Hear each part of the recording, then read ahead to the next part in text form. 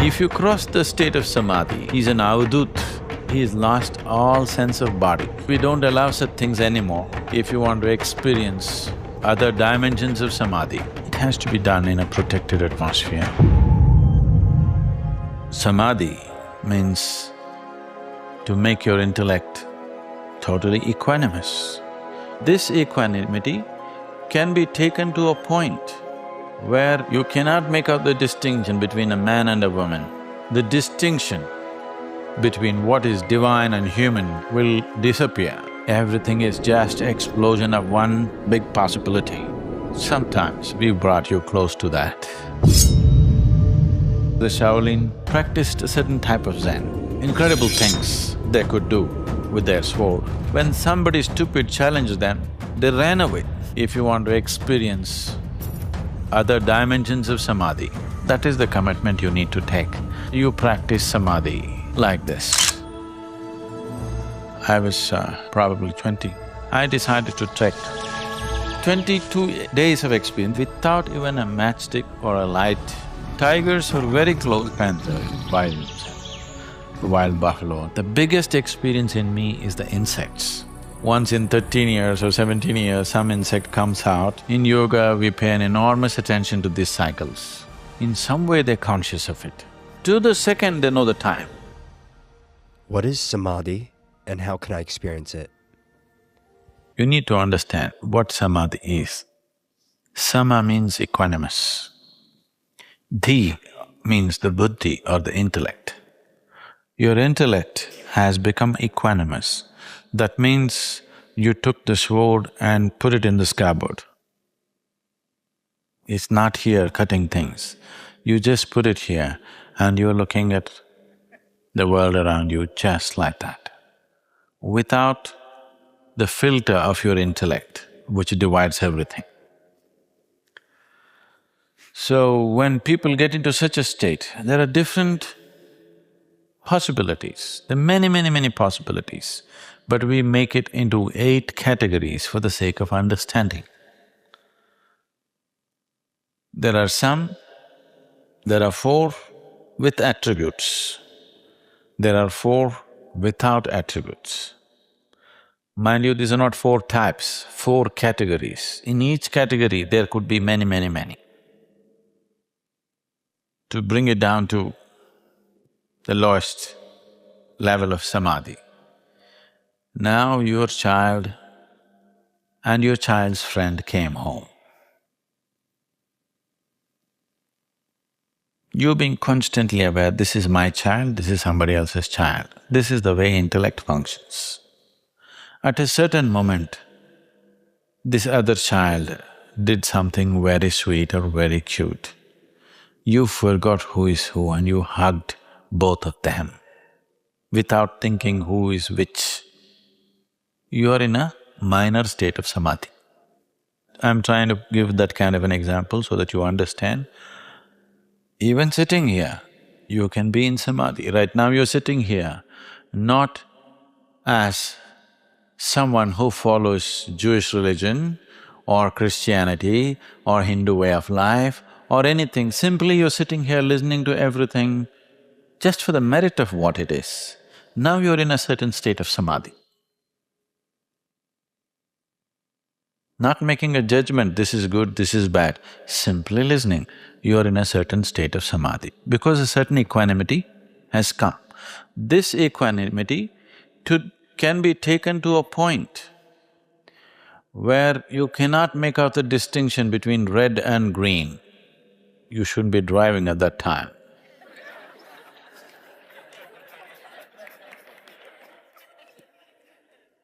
You cannot make out the distinction between a man and a woman. You cannot make out the distinction between anything and anything. Everything is same. Now this can be taken to another point where you cannot see anything. Everything is just explosion of one big possibility. Then, being who you are, you may immediately say Eureka and come up with E is equal to MC squared. No, then you lost it.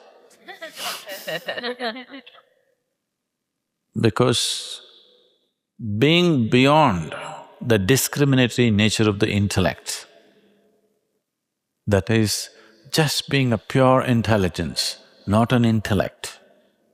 Unfortunately, most people understand the intellect as intelligence. No, intellect is just a smart ass. You understand? Just gets you around in the world. But intellect is incapable of perceiving anything because intellect is always sitting on judgment upon everything. It cannot perceive, it can understand. Understanding is a crime against creation.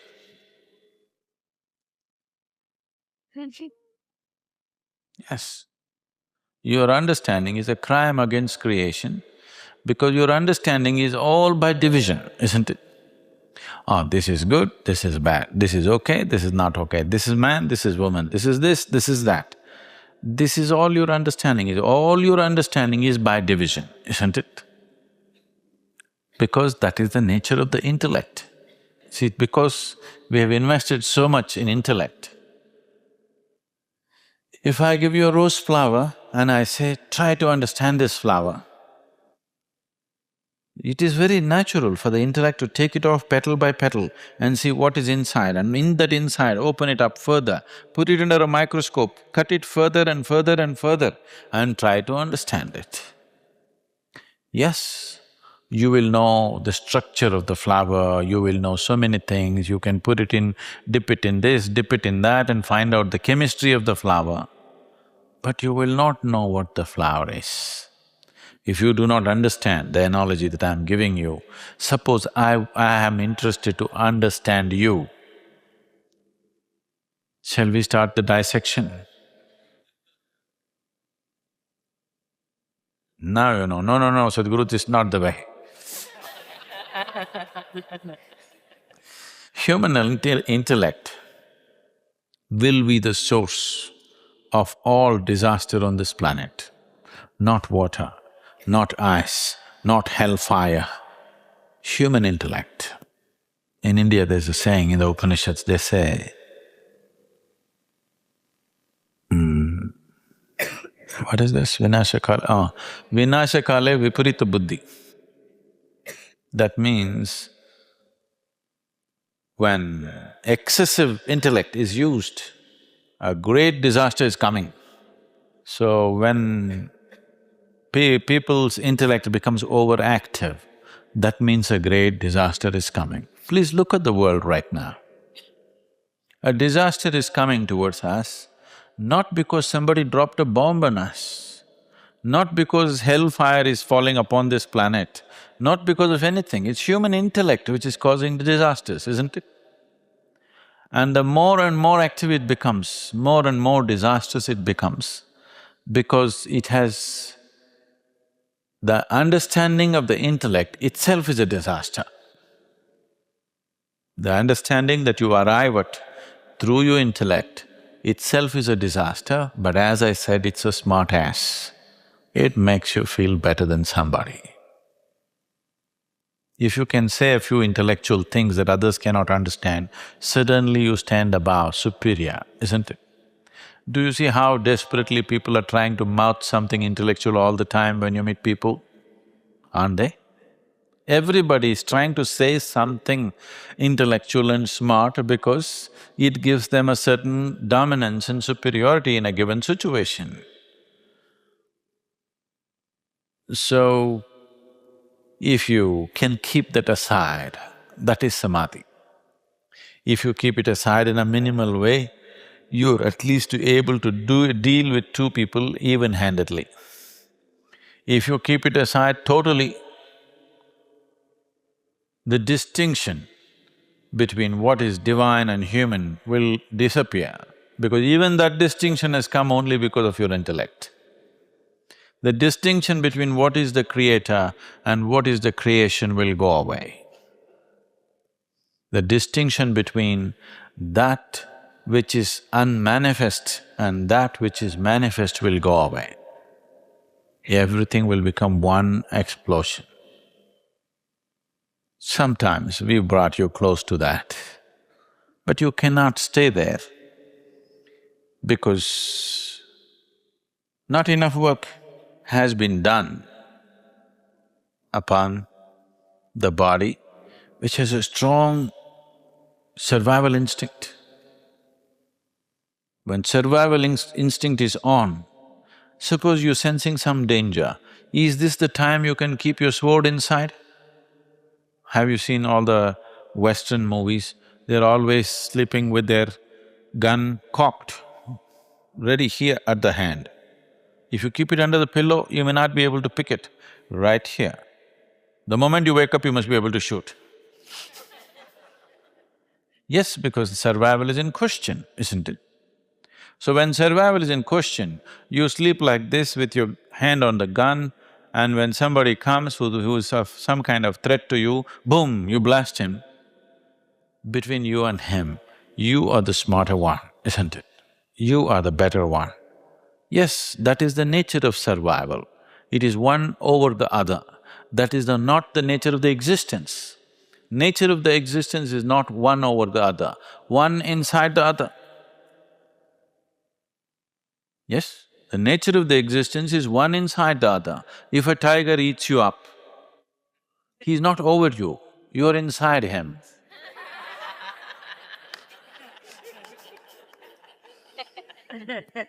The nature of the existence is inclusiveness. It's an inclusive existence. The intellect is always seeking exclusivity. Just look at everything. People are encouraging you to be exclusive. A culture like this, Western cultures, have heavily invested in individualism, isn't it? I'm like this only, this is my way. This exclusiveness will render people utterly lonely, and over a period of time they will become sick. You will not see so many mental, psychological ailments in the East, not because they're mentally more stable, simply the cultural structure is such that it's naturally inclusiveness. Whether you like it or not, they'll include you. You ask the Indian families, whether you like it or not, they're included. You understand? Your uncle, your aunt and aunt's sister and mother and your father-in-law and mother-in-law and this one and that one, it's not your choice. Anyway, you're included. It's quite an irritating thing, but it gives you mental health. They'll never let you feel alone.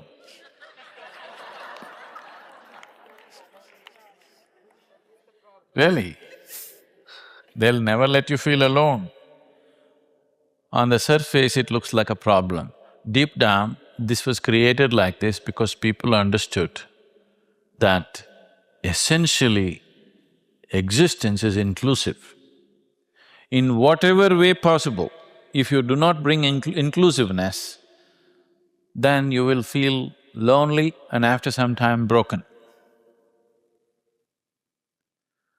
So because we break this up badly, socially, culturally we break it up, now we are trying to preach everybody, you must love your neighbor, love your neighbor. They're trying, but if Jesus had said, love somebody who is in the other side of the planet, they would have loved them. Very easy. Your neighbor,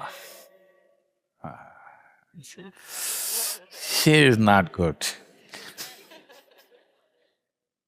isn't it? Love somebody who is far away. See, the smarter people came after him.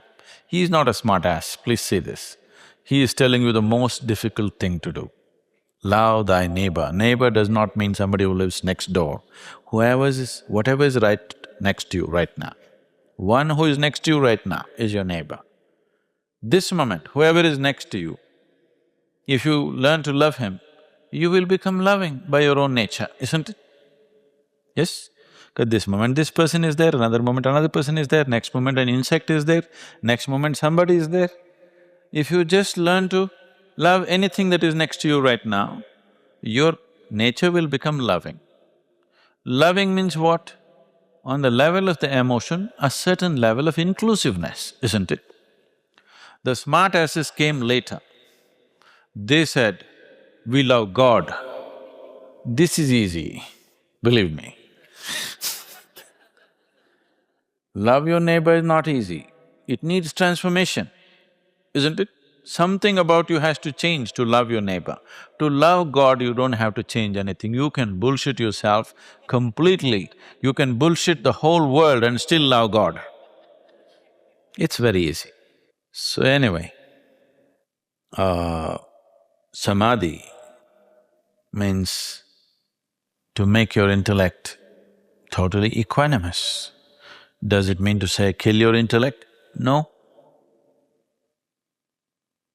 You have not given up the sword, but you put it in its sheath and kept it there.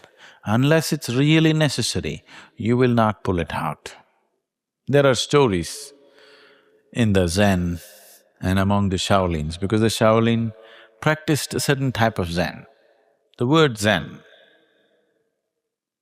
started in India as dhyan. Dhyan means the English word which doesn't really say anything, actually meditation in one way, to put it simply. Dhyan, you heard of dhyana linga? So dhyan went to China and became Chan. Chan went to the Forest Asian countries and became Zen. So, in these traditions, great swordsmen who accomplished themselves to such a level of skill that incredible things they could do with their sword. Such people, when somebody stupid challenged them, they refused. But when they insisted, they ran away. There are stories like this. In one flick of his sword, he can take his head off, but he will run away because right now, his life is not in threat, so he will not pull the sword out. He's made that commitment. Unless my life is truly in threat or somebody's life is in threat, I will not pull my sword out. That is the commitment you need to take. Unless I need to survive at a certain moment, I will not pull my intellect out. I'll simply look at everything the way it is. Only for survival purposes, I will take my intellect out. And don't spend 24 hours in survival. It's no good. Even the insects are meditating, have you seen? They've been busy whole night, now you go and see. They're not sleeping, you see their eyes are open. Do not underestimate the insect, because you know, in Nashville, in these areas, in Tennessee, once in 13 years or 17 years, some insect comes out and it is so cruel that 13 years ago when they came, the traffic was not so much and everything. I was driving from Nashville to here, I saw millions of them plastered to the road because they didn't realize there's so much traffic between McMinnville and Nashville. They just came out like they came out 13 years ago and suddenly smashed by cars. If they have to sit for 13 years, you know, this is a yogic time. 12.5 years or 12.25 years is the cycle of the sun. The sun, the solar cycles happen in 12.25 to 12.5 years. It's very directly related to our lives. In yoga, we pay an enormous attention to these cycles. If they have to come out every 13 years, in some way they're conscious of it, isn't it? And today modern entomologists are saying, if all the insects on the planet disappear, all life on this planet will end in about 25 years' time, including human beings and everything, because insects are playing such a significant role in keeping the planet going. If all the worms die, the whole life on this planet will end within 5 to 8 years' time. You thought a worm means a worthless little thing, isn't it? If you die, when I say you, I mean if all the human beings die tomorrow morning, planet will flourish. Yes or no? And like I was probably 21 years of age, 20 years of age, I think. I decided to trek from a place called… There is a place called Gopal Swami Betta. From there to another place called Nagarhole. This is… whole thing is a wildlife sanctuary. This is elephant and tiger country. Everything is there, panthers, bisons and the wild buffalo and the works. This is the richest part of wildlife in India. So I decided to trek. 3, 4 friends were supposed to come, but this is a repeated experience for me. All friends will plan, everybody said this, that, they'll buy new shoes, new clothes and do everything. And 1 day, 2 days before, something will come up for them, always. Either they're just chickening out or their parents are throttling them down, something happens. And they won't turn up anyway, so I'm a lone trekker. So I started off. I didn't want to load myself too much, so I packed all kinds of food and in my bag and started off and I ate it up. So I'm walking like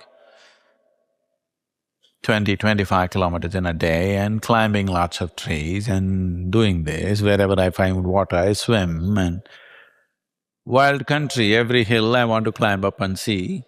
I got so hungry, in 4 days I ate up all the food I thought that will last me for the journey. After that I lived off the forest and generally I walked in the night and daytime I looked around or slept on the trees and stuff like that. Elephants I saw any number of times, herds of them very close up.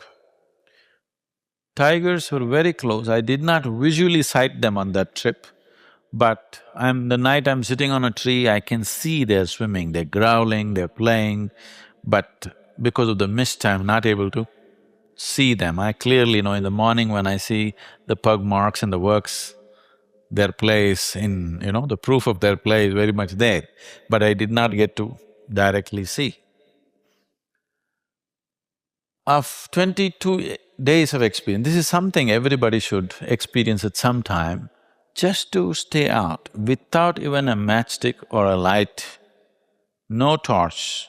My matchsticks got all drenched out in the rain and nothing, just starlight and you. It's something else. Just your whole perception of the planet and the world will change. 22 days being out there, if anybody would naturally imagine seeing the elephants close up, wild elephants,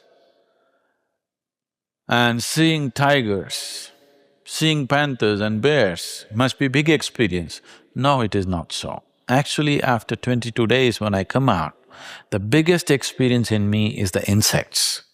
Oh my God, in the night, in the forest, wow, wow, wow, wow, wow, wow, wow, wow, wow, wow. Really, it's such an experience. And just at the right time, tuck, they'll stop, one set. The moment they stop, another set will start. Really, every day like clockwork, they just know the time to the second. Have you noticed this? To the second they know the time. If they stop at this time today means exactly same time, every day, and the other set starts off.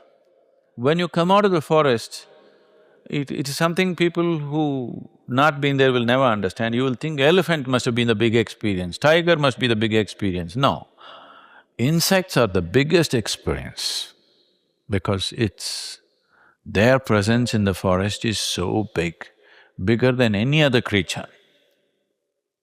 So if you look at it intellectually, then naturally the elephant must be the biggest experience because it's the biggest animal.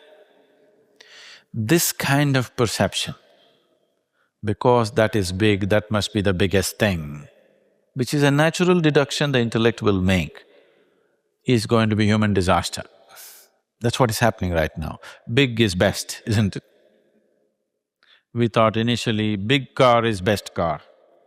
Then we thought big house is best house. Then we are thinking big body is best body. We're paying the price.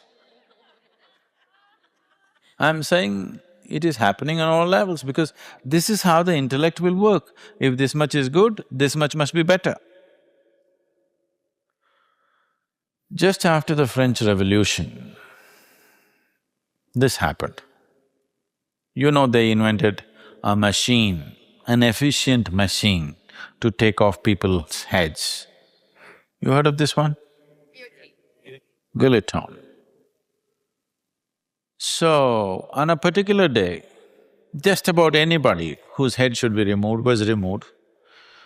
Some days when they didn't have any work, they just found somebody and removed. Really. On a certain day, a lawyer, a priest, and an engineer were to be executed.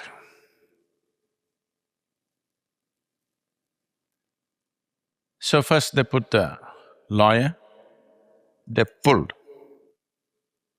nothing happened. Then the lawyer immediately got up and said, "See, you pulled, nothing happened. If you pull again, I'm going to sue you, I'm going to do this, I'm going to do that." Then they said, "Okay, let him go." They put the priest and pulled, nothing happened. They thought it may be divine intervention and they let him go. They put the engineer and they were about to pull. He looked up like this and said, "Hey, I know what's wrong with this one."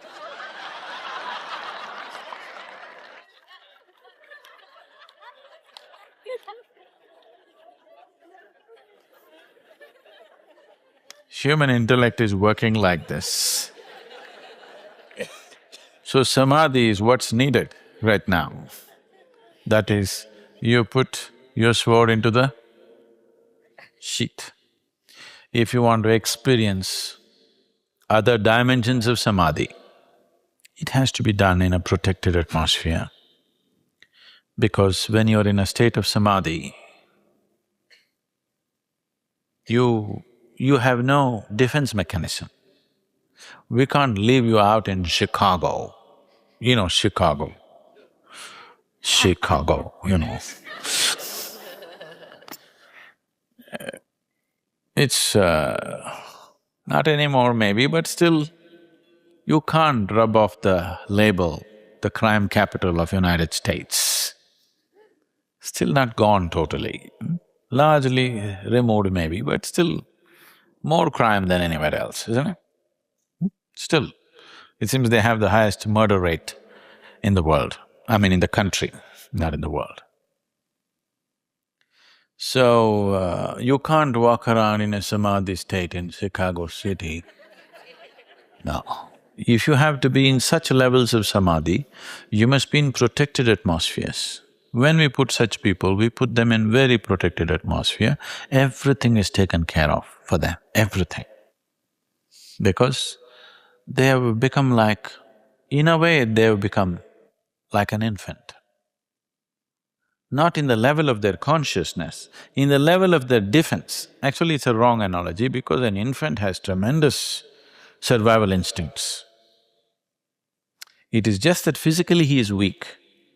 Otherwise, he has tremendous survival instinct. You don't give him what he has to get, bang! He can't physically attack you, so he vocally attacks you. There have been instances where somebody took their infant and threw them out of the window. You know, it's happened again and again. Because the guy will vocally attack you so continuously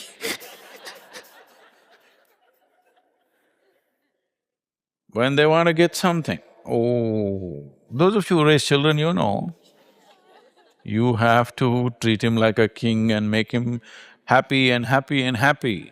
One thing if he does not get, he doesn't have a gun or something, he'll just shoot this. It doesn't matter who you are, he will torture you. He has to be satisfied. So he has enormous defense mechanism. Infant is a wrong thing, but in terms of physical thing, he may become like an infant. If you cross the state of samadhi and get established there for a period of time, then we say such a person is in a state of… he's an avadut. Avadut means he really becomes like an infant. Even you have to take him to the loo, otherwise he won't know. If it gets full, it'll just go right here. He won't know, because he's lost all sense of body. And it is a certain state that people may go into for certain periods of time. Usually we don't allow such things anymore. It's nice for you to use it as a step for growth. These things happen because people are doing very intense sadhana without support. Suppose he hit the peak, he hit a samadhi state. If there is somebody who knows what to do, they will do the right things to support your samadhi, but they will not make you… See, it's like this, you put your sword inside, but when you need it, you're not able to pull it out. That leads to helpless states. We still… that state is also still celebrated because internally, in terms of his consciousness, he's in a high place. So we still value him, but he is a guy who's got his sword stuck. You keep it consciously, not using it is one thing. Your sword is stuck is another thing. So, these are things which must be done carefully, but you practice samadhi like this. Whatever normally discriminates in your mind, let us say for you, gender is a issue, or color is a issue, or religion is a issue, practice at the most basic level. Try to look at the man and the woman the same way. Try to look at the black and the white the same way. Try to look at a Jew and a Christian the same way. I'm just saying, for example, whatever is a point of discrimination in your mind, try to see both of them the same way. Not telling yourself both are the same, both are same, no. Both are different. A man and a woman are different, but you look at them the same way. Please understand the distinction. Oh, both are same, this is stupid. You're psyching yourself to believe something which is not true. A man is different, a woman is different, but you look at them the same way. You don't try to tell yourself man and woman are same. You're creating an unreal thing in your mind. This is about seeing reality the way it is, but you not getting… the moment you discriminate, you become a process of reaction to that discrimination, you can't help it. The moment you discriminate, this is good, this is bad, a natural reaction to the good and the bad will happen. You cannot stop that. So you have to stop it there. You cannot stop it here. Once you discriminate, reacting to that appropriately is a natural consequence.